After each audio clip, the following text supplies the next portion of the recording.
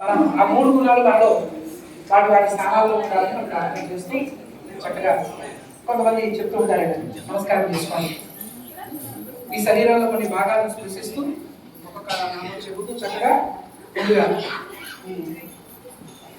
Okay.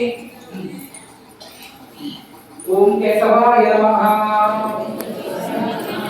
ఓం నారాయణాయ నమః, ఓం మాధవాయ నమః, ఓం గోవిందాయ నమః,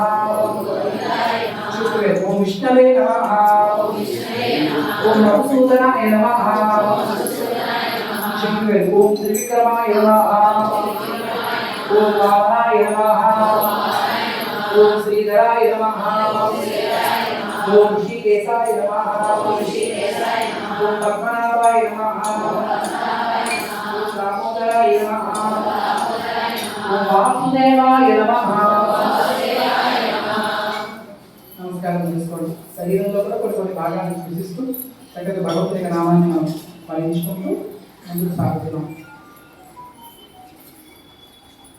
ఒకసారి మీకు ఇచ్చినటువంటి దీపం ఉందా? మీరున్నాయో పైసలు